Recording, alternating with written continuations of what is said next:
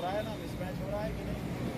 यही मिसमैच जो है आपको ये या तो पूरी तरह से अंग्रेज बन जा रहा है और या तो पूरी तरह से सनातनी भारतीय बन जा रहा है। बोलो क्या चुनोगे? तो भारतीय चुनोगे तो आपको गाय को पशु के रूप से हटा करके माँ के रूप में दर्ज करना पड़ेगा और उसके साथ पशु का व्यवहार नहीं, माँ का व्यवहार भी शादी करना पड़ेगा। यही हमारी मांग है।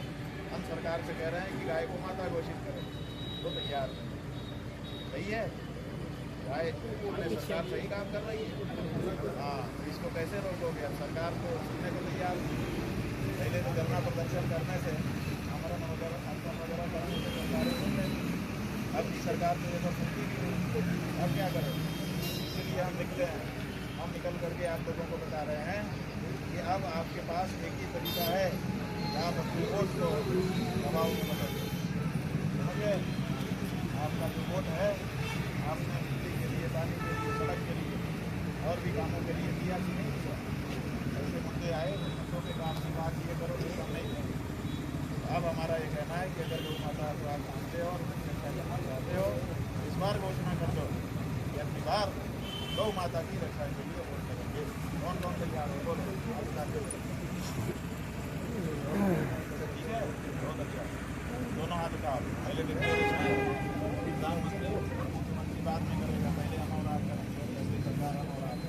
बोलो मैं घोषणा करता हूँ, घोषणा करती हूँ कि गाय मेरी माता है, मेरी गौ माता को जो कोई भी चाहे वो व्यक्ति हो, चाहे संस्था हो, नुकसान पहुंचाने की कोशिश करेगा, अपमान करने की कोशिश करेगा, तो मैं उसे अपना दुश्मन समझूंगा।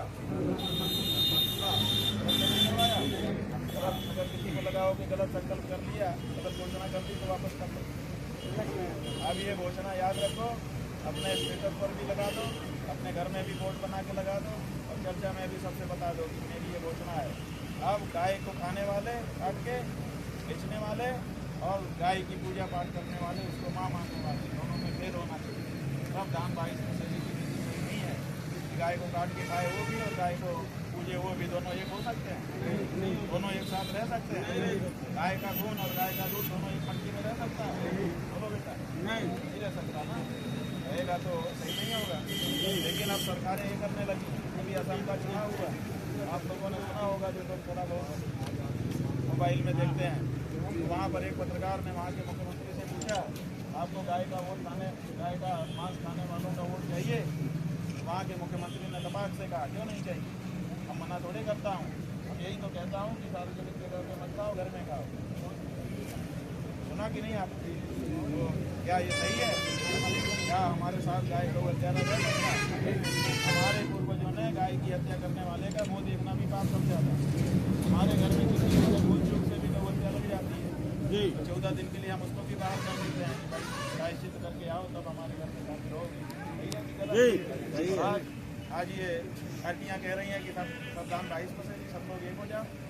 हमको गौ खाने वाले और गौ पूजने वाले दोनों एक नहीं है। एक तरफ गाय के साथ पूजा करने का फोटो खिंचवाते हैं, वीडियो बनवाते हैं, और एक तरफ जो है जब हमारे बीच में आते हैं वही वीडियो दिखवा देते हैं। हम समझते हैं बड़े गौवर।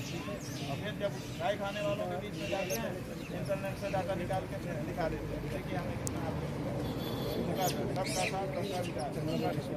क्या ऐसा हो सकता है? हम सबका साथ कर सकते हैं लेकिन अधर्मी का नहीं कर सकते। यही हमारी पहचान। जिस दिन हमने अधर्मी की पहचान कर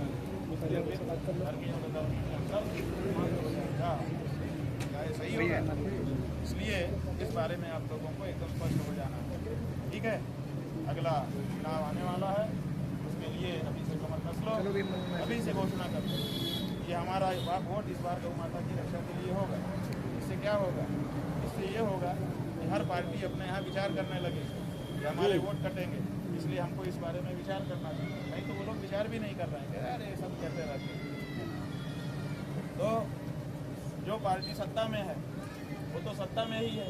अगर उसको हमारा वोट फिर से चाहिए तो हम मना थोड़े है।